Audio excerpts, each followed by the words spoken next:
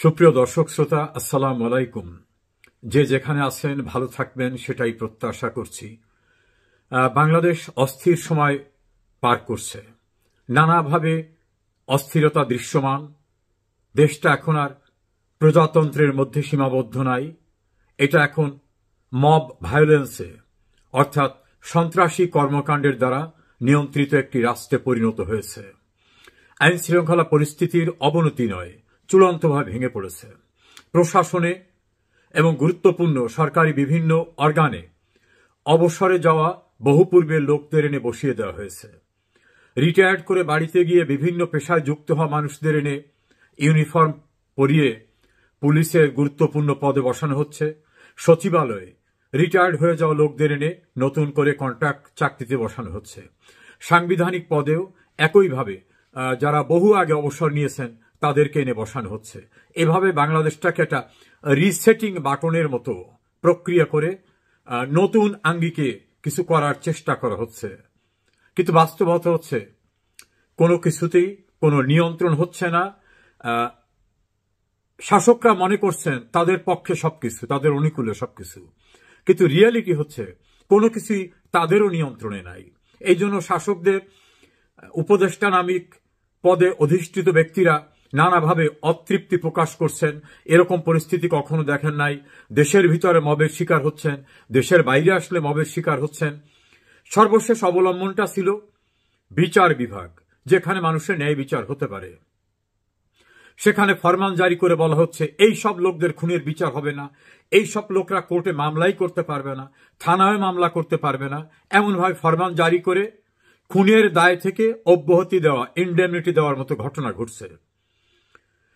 তাহলে মানুষ যাবে কোথায়?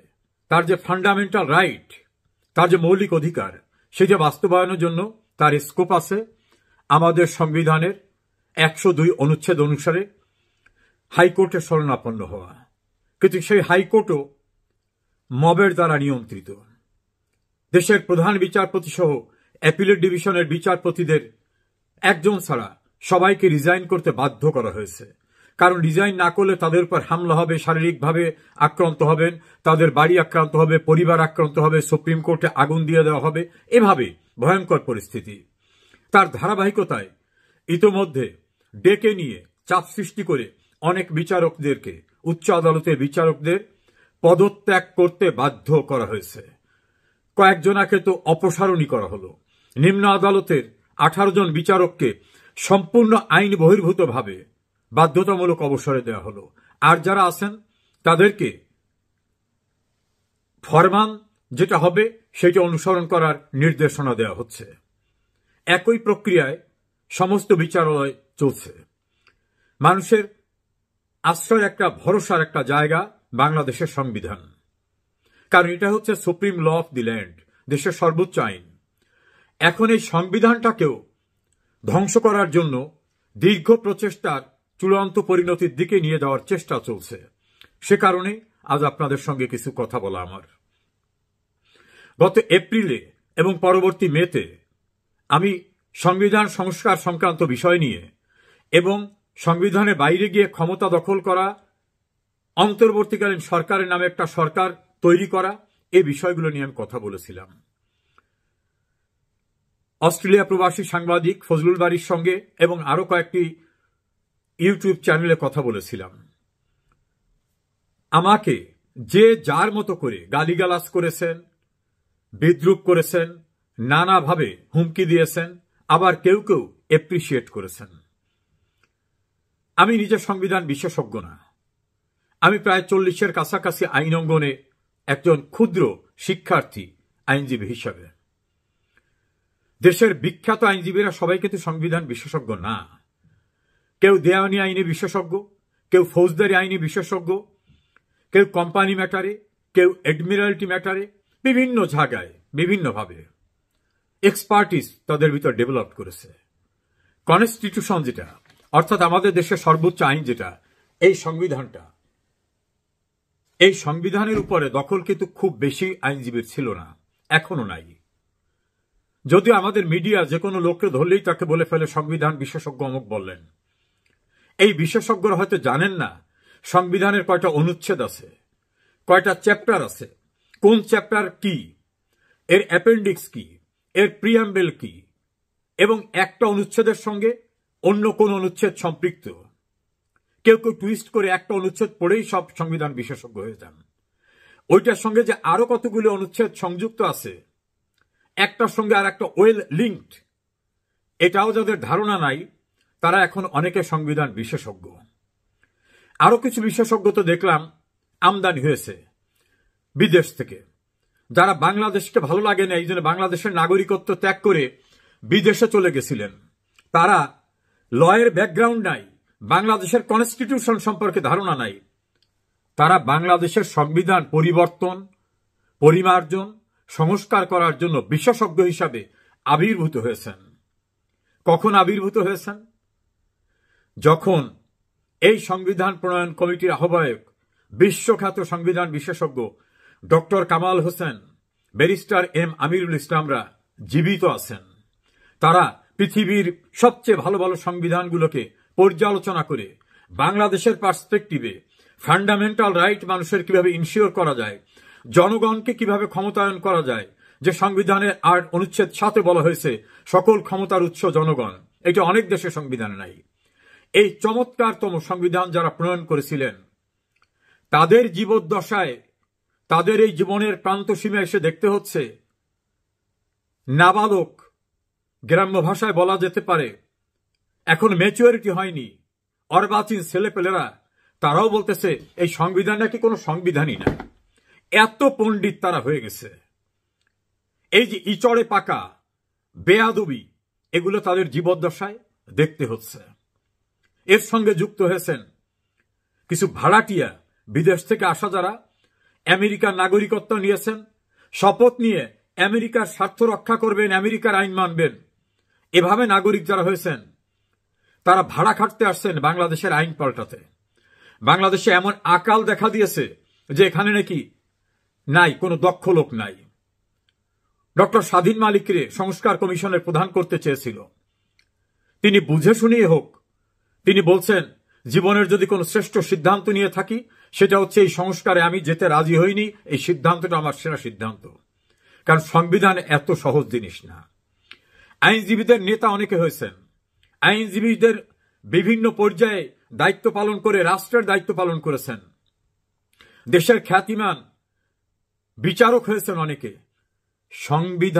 সাংবিধানিক আইনের বিশেষজ্ঞতা কিন্তু ভেরি ভেরি রেয়ার। এই ক্ষেত্রে আমাদের প্রয়াত অ্যাটর্নি জেনারেল মাহমুদুল ইসলামের কথা মনে করতে হয়। তিনি বলছিলেন, সংবিধান যারা পড়ে না, সংবিধানের ভিতরে যারা ঢোকে নাই, তারাই নিজে সংবিধানের ব্যাখ্যা দেয় টেলিভিশনে বিভিন্ন জায়গায়। ডক্টর কামাল হোসেন, আমিরুল ইসলামরা এখন জীবিত, যারা আমাদের জীবন্ত কিংবদন্তি এই আইনে, বিশেষ করে সাংবিধানিক আইনে। এবং তারা কেন এই সংবিধান প্রণয়ন করা হয়েছিল তারা আরো ভালো করে জানেন। এই কারণে বাংলাদেশের মুক্তি সংগ্রামে, মুক্তিযুদ্ধে, স্বাধীনতোত্তর বাংলাদেশে তারা বিশাল অবদান রেখেছিলেন। সেই মানুষগুলো জানছিলেন কেন, কি কারণে সংবিধান করতে হবে, সংবিধানে কি কিভাবে নাগরিকের অধিকার, রাষ্ট্রের অধিকার, সার্বভৌমত্ব, মুক্তিযুদ্ধের ডিক্লারেশন, স্পিরিট অফ কনস্টিটিউশনটা কিভাবে রিফ্লেকশন হবে, সেটা তারা করেছিলেন। তাদের জীবদ্দশায় ভাড়াটিয়া বিদেশি দালালরা এসে সংবিধান সংস্কার করতে চাচ্ছেন। সেটা নিয়ে আমি কথা বলেছিলাম। একটা উদাহরণ দিয়ে বলি। গভীর রাতকে অন্ধকার দূর করতে সর্বোচ্চ ক্ষমতা সম্পন্ন সোডিয়াম লাইট এনে চতুর্দিক একেবারে অন্ধকার দূর করে সাদা করে দিলেও রাত কিন্তু কখনো দিন হয় না। যত সোডিয়াম বাল্ব দিয়ে, সর্বোচ্চ ক্ষমতা দিয়ে অন্ধকার দূর করেন, রাত কিন্তু রাতই থাকবে, এটা মনে রাখতে হবে। এই সংবিধান দেশের সর্বোচ্চ আইন। এই সংবিধানকে লঙ্ঘন করা যাবে না। এই সংবিধানকে ঘিরেই বাংলাদেশের সমস্ত আইন হয়েছে। এজন্য সংবিধানের ৭-এর ২ অনুচ্ছেদে বলা হয়েছে, কোন আইন, কোন কার্যক্রম যদি এই সংবিধানের ৭-এর ২ অনুচ্ছেদ অনুসারে সংবিধানের সঙ্গে সাংঘর্ষিক বলে প্রতীয়মান হয়, তাহলে ওই আইন, ওই কার্য বেআইনি ঘোষিত হবে। একইভাবে সংবিধানের 102 অনুচ্ছেদে মানুষের মৌলিক অধিকারকে বাস্তবায়নের জন্য এবং আইনসঙ্গত বিষয়কে প্রতিষ্ঠিত করার জন্য হাইকোর্টের শরণাপন্ন হওয়ার বিধান রাখা হয়েছে। এর সঙ্গে যুক্ত আছে ফান্ডামেন্টাল রাইট কোনটা, সেটাকে ইমপ্লিমেন্ট কিভাবে করা যায়, মুক্তিযুদ্ধ সংক্রান্ত সময়ের বিষয়ে সংবিধানে যে সিদ্ধান্ত আছে যেটা কোন আদালতে চ্যালেঞ্জ করা যাবে না, সেইগুলি সহ অন্যান্য বিষয়গুলিকে ইনশিওর করা হয়েছে এই সংবিধানে। এ কারণেই রাষ্ট্রের অনেক সিদ্ধান্ত অসাংবিধানিক অথবা ultra vires with the constitution, inconsistent with the provisions of constitution হয়। আমাদের সর্বোচ্চ আদালত এগুলোকে বেআইনি ঘোষণা করে।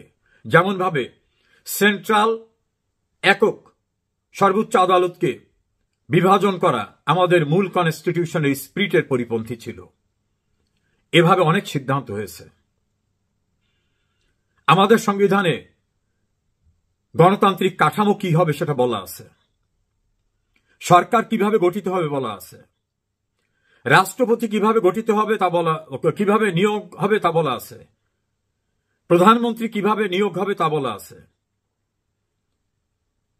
একটা নির্বাচিত সরকার আর একটি নির্বাচিত সরকারের কাছে ক্ষমতা হস্তান্তর করবেন। That is the Democratic process laid down in our constitution. একটা তত্ত্বাবধায়ক সরকার ব্যবস্থা সংবিধানে আনা হয়েছিল। আমাদের সর্বোচ্চ আদালত বলছেন এটা আমাদের সংবিধানে যে গণপ্রজাতন্ত্রী এবং ডেমোক্রেটিক স্পিরিটের যে সরকার ব্যবস্থা তার সঙ্গে এটা সঙ্গতিপূর্ণ না। অনির্বাচিত কেউকে রাষ্ট্রীয় দায়িত্ব দেওয়ার কোনো বিধান নাই এবং আমাদের সংবিধানে একেবারে রিমোটে পর্যন্ত নির্বাচিত জনপ্রতিনিধিদের দ্বারা গ্রাসরুটের স্থানীয় সরকার ইউনিট পরিচালনা, ইউনিয়ন পরিষদ, উপজেলা পরিষদ, জেলা পরিষদ, পৌরসভা, সিটি কর্পোরেশন সবটাই সেই ব্যবস্থা রাখা হয়েছে। অর্থাৎ নির্বাচিত প্রতিনিধিরাই বিভিন্ন অর্গান পরিচালনা করবেন। আমাদের সুপ্রিম কোর্ট সে কারণে তত্ত্বাবধায়ক সরকার ব্যবস্থাকে অসাংবিধানিক উল্লেখ করে রায় দিয়ে দেন। ক্রান্তিকালের জন্য হয়তো সেই ব্যবস্থাটা হয়েছিল, তারপরও মূল সংবিধানের সঙ্গে এটা অসঙ্গতিপূর্ণ সেই রায় হয়ে যায়। এখন সংবিধানে যখন কোনো অন্তর্বর্তীকালীন ব্যবস্থা, সেটা তত্ত্বাবধায়ক সরকারের নামে হোক, অন্তর্বর্তীকালীন সরকারের নামে হোক, নাই, যেখানে তত্ত্বাবধায়ক সরকারের প্রধান উপদেষ্টা বা অন্তর্বর্তীকালীন সরকারের প্রধান উপদেষ্টা অথবা উপদেষ্টা এ জাতীয় কোনো পদ পদবি যখন নাই, তখন কিছু ভাড়ায় আসা লোক তারা কিভাবে শপথ নিলেন যে আমি এই সংবিধানের অধীনে শপথ নিচ্ছি, আমি এই সংবিধানকে প্রোটেক্ট এবং প্রিজার্ভ করব।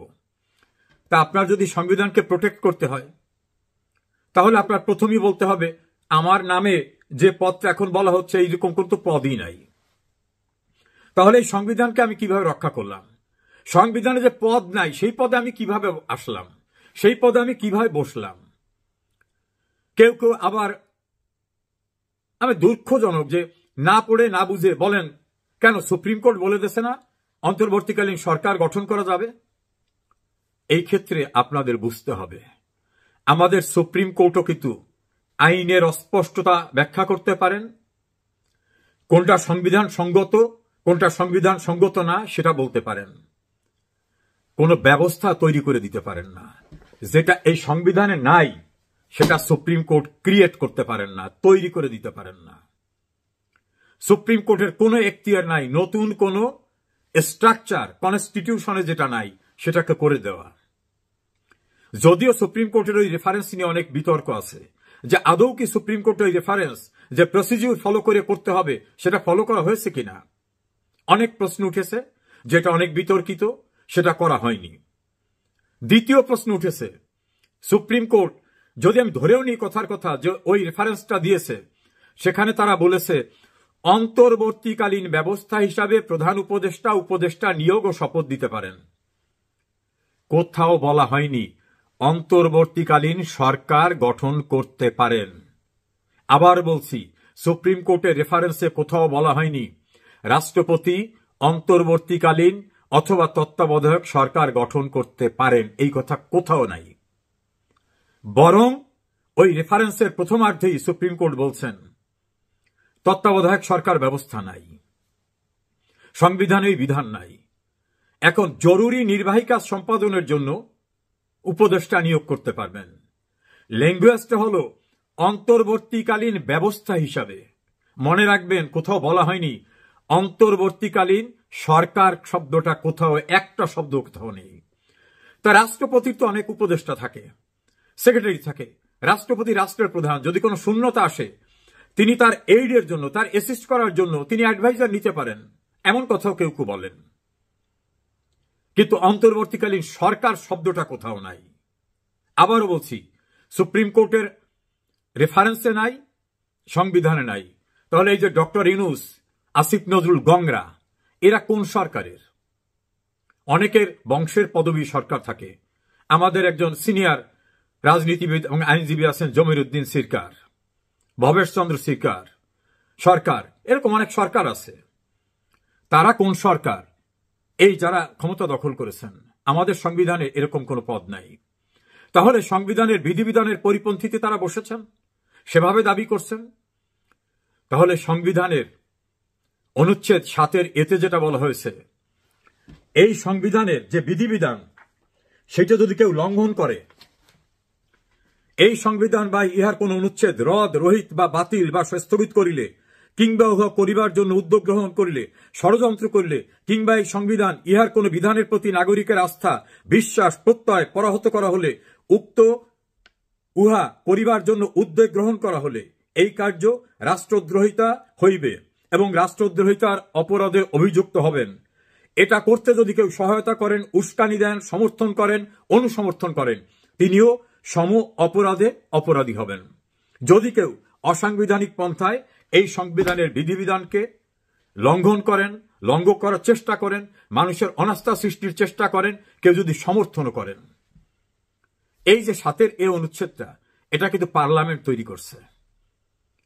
এটাকে নাকি হাইকোর্টের একটা ডিভিশন বেঞ্চ বলছে যে এটা যে সংশোধনীর মাধ্যমে হয়েছিল, ওই সংশোধনীর একটা অংশ বাতিল করলাম।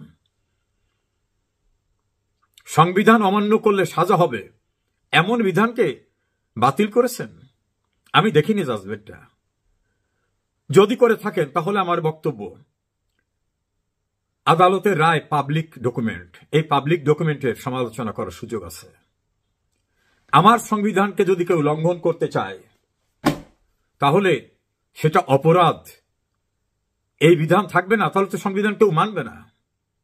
এবং এটা কোথায় অসাংবিধানিক? একজন ক্ষুদ্র আইনজীবী হিসাবে আমার কাছে এটা অসাংবিধানিক না। বাংলাদেশের খ্যাতিমান 2 সংবিধান বিশেষজ্ঞ, 3 জন সংবিধান বিশেষজ্ঞের সঙ্গে আমার কথা হয়েছে। তারা বলছেন যে এখন মগের মুল্লুক না, মবের মুল্লুক আছে। তোমাদের এই নীতি কথা এখন কে শুনবে? তোমাদের আইনের কথা এখন কে শুনবে? এটা তাদের জবাব। অর্থাৎ তারা একবারও বলেননি যে এই বিধানটি অসাংবিধানিক অথবা সংবিধানের সঙ্গে সাংঘর্ষিক। এখন যারা বলতেছেন যে আমাদের দায় মুক্তি দিতে হবে, আমরা যেহেতু অবৈধভাবে ক্ষমতায় আসছি, এই দায় মুক্তি কে দেবে? পার্লামেন্ট। নতুন যারা এখন আছেন তারা তো আর দেওয়ার কোন এখতিয়ার রাখেন না। আইন করলে পার্লামেন্টে করতে হবে, পার্লামেন্টে আইন করে এটা হয় না। বঙ্গবন্ধু হত্যাকাণ্ডের খুনিদের বিচার করা হবে না, এজন্য পার্লামেন্টের নিরঙ্কুশ সংখ্যাগরিষ্ঠ লোকরাও আইন করেছিল। তারপর দায় মুক্তির জন্য আলাদা একটা আইনও হয়েছিল। সুপ্রিম কোর্ট কিন্তু সেক্ষেত্রে বলে দিচ্ছেন কোন অপরাধের দায় মুক্তি হয় না, অপরাধের দায় মুক্তি হয় না, সুপ্রিম কোর্টের জাজমেন্ট। ফলে আপনারা ঘষে মেজে রং দিয়ে সংস্কারের নামে যাই তৈরি করেন, ওই যে বললাম সোডিয়াম লাইট দিয়ে অন্ধকার দূর করলেও রাত কিন্তু কখনো দিন হবে না। সংবিধান বলবৎ থাকা অবস্থায় যারা অপরাধ করেছেন তারা কিন্তু ওই অপরাধে অপরাধী, মনে রাখবেন। আরো একটা উদাহরণ দিয়ে বলি, ধরুন একটা হত্যাকাণ্ডের বিচার অপরাধের জন্য 20 বছর সাজার বিধান ছিল, পরবর্তীতে ওটাকে মৃত্যুদণ্ড করা হয়েছে। একটা ঘটনা যে সময় ঘটছে তার 20 বছর পর বিচার হচ্ছে, আপনি চাইলে তাকে মৃত্যুদণ্ড দিতে পারবেন না, কারণ অপরাধটা যখন সংগঠিত হয়েছে তখন আইনে কি বিধান ছিল সেটার আলোকেই কিন্তু বিচার হবে। এই সংবিধান যখন বলবৎ ছিল, বলবৎ থাকা অবস্থায় যারা সংবিধানকে লঙ্ঘন করেছেন, পরবর্তীতে ভূতাপেক্ষ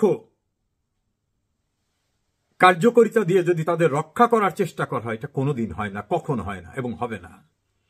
আজ হোক কাল হোক হবে, এর বিচার একদিন হবে। কারণ সংবিধান দেশের সর্বোচ্চ আইন, এটাকে লঙ্ঘন করলে যেটা অপরাধ সেটা হবে। আর জুডিশিয়াল অ্যাক্টিভিজমের নামে জুডিশিয়াল এনার্কির অনেক ঘটনা এখন দৃশ্যমান। দিন কিন্তু কাহারও সমান যাবে না, আবার দিন আসবে। কাজী আমাদের বিচারাঙ্গনে যারা আছেন, আমি বিচারাঙ্গনের মানুষ, আমি বিনয়ের সঙ্গে বলবো, এমন কাজ করেন না, অনন্তকাল তো দায়িত্বে থাকবেন না, রিটায়ারমেন্টে যেতে হবে, বা আগামীতে আপনি পাওয়ারে থাকবেন না, আরেকজন পাওয়ারে আসবে। তখন যে কনসিকুয়েন্সটা হতে পারে, হবে বলছি না, হতে পারে, সেটাকেও মাথায় রাখবেন। আর বিচারকের আসনে বসা মানে মন্ত্রী, এমপি, প্রধানমন্ত্রী, রাষ্ট্রপতির চেয়ে অনেক মর্যাদাপূর্ণ জায়গা হিসাবে কিন্তু অনেকে গণ্য করে, আমিও সেভাবে দেখি। ডিসপেন্সেশন অব জাস্টিস, ন্যায় বিচার নিশ্চিত করা, এবং সংবিধানের গার্ডিয়ান কিন্তু সুপ্রিম কোর্ট। এই সংবিধান যদি কেউ ছুঁড়ে ফেলতে চায়, নষ্ট করতে চায়, সংবিধানের গার্ডিয়ান হিসাবে আপনাদের দায়িত্ব আছে স্বয়ংক্রিয়ভাবে, সুমোটো সেটাকে রক্ষা করা। সেই শপথই তো আপনারা নিয়েছিলেন। অনেক বিচারপতি এসেছেন, অনেক বিচারপতি চলে গেছেন, অনেক প্রধান বিচারপতি আসছেন, অনেক প্রধান বিচারপতি চলে গেছেন। কর্মের মধ্য থেকে অনন্তকাল বেঁচে থাকার জন্য কিন্তু আপনার জাজমেন্ট, আপনার সিদ্ধান্তই আপনাকে বাঁচিয়ে রাখবে। এমন কিছু করবেন না যেটা অতীতে যারা ঘৃণিত হয়েছে সেই পর্যায়ে আপনাদের নিয়ে যায়। এমন কিছু করবেন যেখানে বরণীয় হয়ে থাকবেন। সংবিধান সংশোধন, পরিমার্জন, সংস্কারের যে প্রচেষ্টা যারা করছেন, তাদের কোনো আইনগত এখতিয়ার নাই, তাদের কোনো ভিত্তি নাই।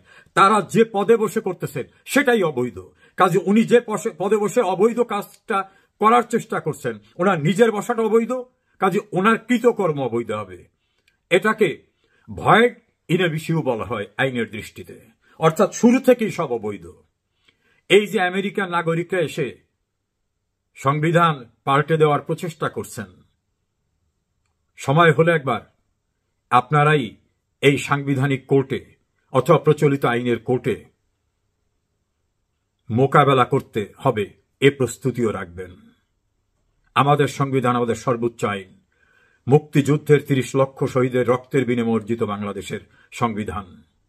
এটা নিয়ে সিনিমিনি যারা করছেন, অর্বাচীনেরা, অশিক্ষিতরা, অসৎ উদ্দেশ্যে আসা ব্যক্তিরা, বিদেশি নাগরিকরা, আজ হোক কাল হোক কাঠগড়ায় আপনাদেরও দাঁড়াতে হবে। সেদিন মনে হয় না খুব দূরে।